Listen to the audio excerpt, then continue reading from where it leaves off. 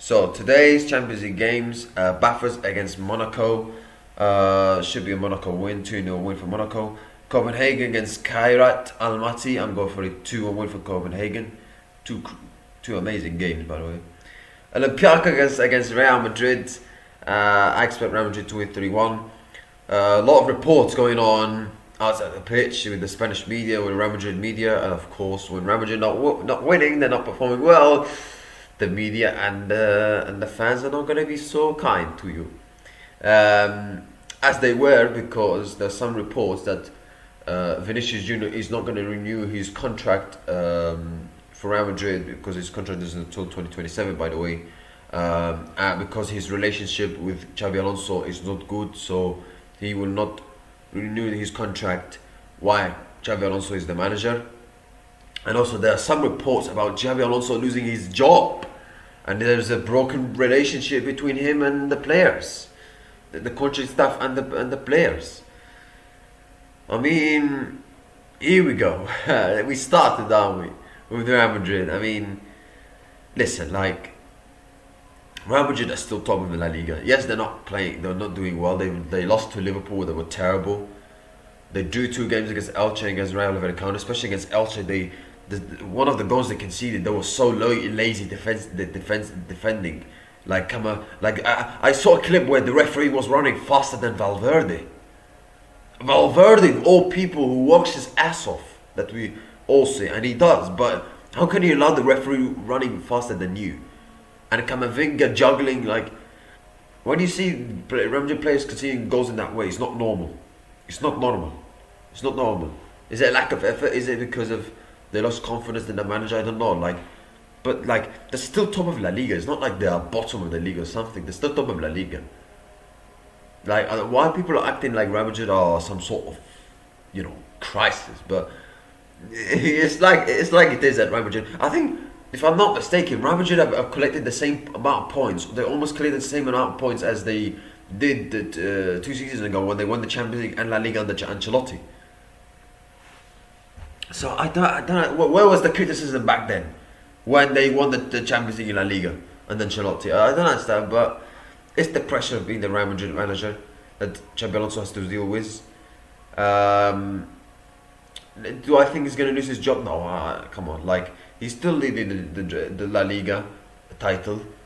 The Champions League, yeah, they could do better after losing to Liverpool, but they've got games that they can respond, and they've got this game against Olympiacos, which they should win. You can't. Can you really sack the manager?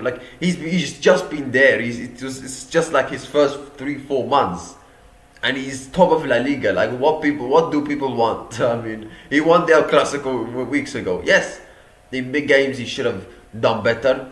Some of the problems are still there from last season under Ancelotti.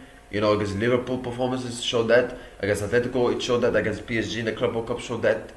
But it's not the end of the world. It's still early season. Come on. But it is what it is with Real Madrid. I think Real Madrid will win 3-1. So, and with Vinicius, I mean, I heard that he wants to earn a salary like Cristiano Ronaldo when he was playing for Real Madrid. I'm sorry, but I understand that if he was performing really, really well and he was scoring goals and he was scoring hat tricks every single weekend, because to demand that amount of salary, I'm sorry, but Vinicius Junior is a quality player. Don't get me wrong. He contributed to Real Madrid winning 2 Champions Leagues and 2 La Ligas. But do you think that you should be like Cristiano Ronaldo and earn that amount of salary? I mean, I'm sorry, no.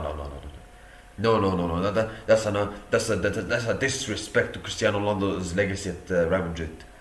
The guy scored 450 goals to 430 again, and you think nah, come on, man. Vinicius is a quality player. He's a legend at Real Madrid, but who does he think he is to be thinking I should earn like Cristiano? And what's he done in the last 18 months to earn that? Nothing. He's been performing badly. So I don't know who does he think he is. I don't know. I understand, but yeah. But there's a problem for sure. There's a disconnection between him and Xabi Alonso. We saw that after the El Clasico, or in the Clasico, where Vinicius was shouting and angry. So, yeah, but I expect Real Madrid to win 3-1 against Olympiacos. Sporting Lisbon against Club Brugge, I'm going for 2-2 draw. Frankfurt against Atalanta, I'm going for a 2 win for Frankfurt. Liverpool against PSV Eindhoven. It's again that Liverpool have to respond. They have to win. However, PSV are doing well in the Eredivisie. I'm going for a 1-0 win for Liverpool, even though I'm not 100% sure on that. But because they're at home, I'm going for them for a win. Atletico Madrid against Inter Milan, that's a good game. I'm going for a 1-1 draw. Another good game, Arsenal against Bayern Munich. Could we also say that those two teams are the most informed teams in the world right now? Yeah, you could say PSG, but PSG just recently lost to Bayern Munich. Could we say that Bayern Munich? Sorry.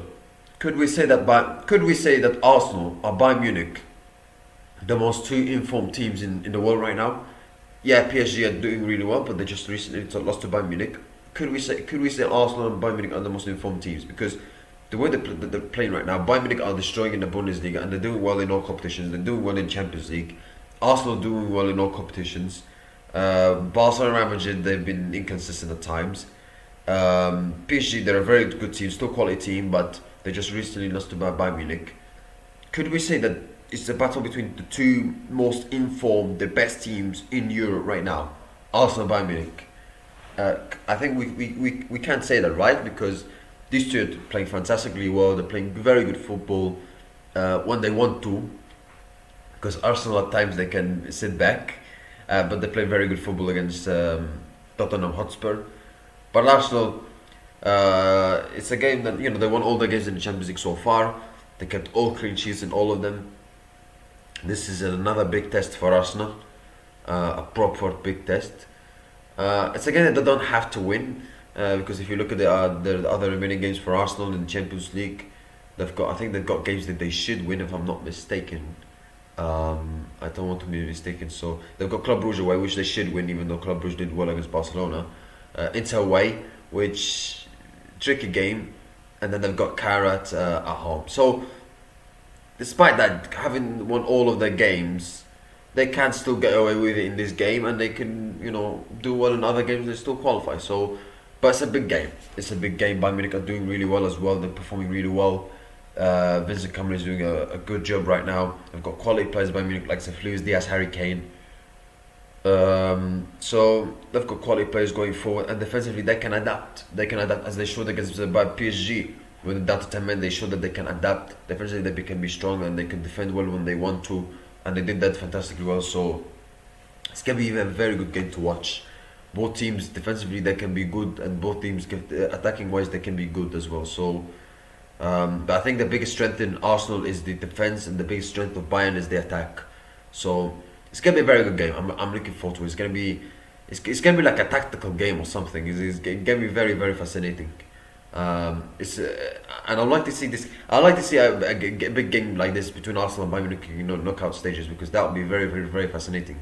Considering how two teams, how well they performed in all competitions, in fact, this season so far. So. Yeah, my score prediction. I think Arsenal will win. I really think so. I think Arsenal will win. I'm going for a 2 win for Arsenal. Paris Saint-Germain against Tottenham Hotspur. Paris Saint-Germain, they're still the European champions. They've won all of their games in the Champions League, except they lost to Bayern Munich. Tottenham, they've been quite inconsistent. No competitions, they lost to Arsenal. They lost to Chelsea, but they beat Copenhagen, whatever. But it's a game I expect PSG to win. I think it will be a difficult one for Tottenham to handle. Yes, they gave a bit of a fight to Paris Saint-Germain in the UEFA Super Cup, and they should have beaten them. But at the same time, that was a PSG side where they just finished the Club World Cup and they didn't have much pre-season compared to Tottenham, where they had a lot of pre-season. So. That was a bit different back then, to be honest with you. This game, I think PSG should win. They're at home. I expect Paris Saint-Germain to win easily, if I'm being very honest. So maybe this kind of games can suit Tottenham because they're the underdogs, and PSG are much better than them in terms of quality and squad and players and managers. But Yeah, I expect Paris Saint-Germain to win comfortably and go for a 3-0 win for Paris Saint-Germain. So that's my prediction. That's it, guys. Thank you. I wish you have a nice day. See you next time, and goodbye.